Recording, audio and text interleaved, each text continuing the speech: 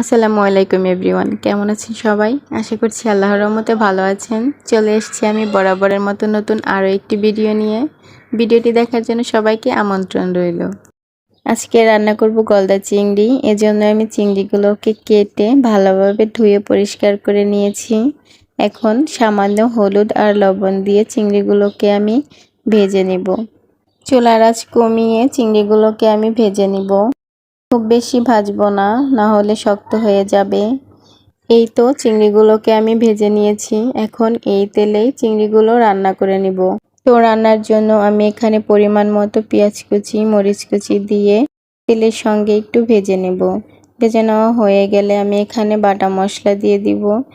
সামান্য আদা বাটা, রসুন বাটা, জিরা বাটা দিয়ে দিব, আরও গুঁড়া মশলা, পরিমাণ মতো হলুদ গুঁড়া, মরিচ গুঁড়া, ধনিয়া গুঁড়া, স্বাদ মতো লবণ দিয়ে মশলাগুলোকে ভালোভাবে কিছুক্ষণ কষিয়ে নিব। কষিয়ে নেওয়া হয়ে গেলে এ পর্যায়ে আমি টমেটো দিয়ে দিব। দিয়ে টমেটোটাকেও মশলার সঙ্গে কিছুক্ষণ ভালোভাবে কষিয়ে নিব।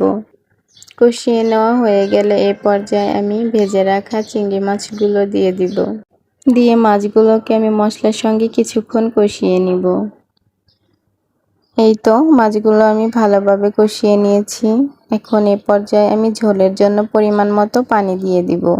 এখন ঢাকনা দিয়ে ঢেকে রান্না করে নিব। এই তো এরই মাঝে আমার চিংড়ি মাছ ভুনা রেডি হয়ে গেছে। আমার ভিডিও আপনাদের কাছে কেমন লাগে অবশ্যই কমেন্ট করে জানাবেন। আর ভিডিওটি ভালো লাগলে প্লিজ ফলো দিয়ে পাশেই থাকবেন। আজকের মতো এ পর্যন্তই। আল্লাহ হাফেজ।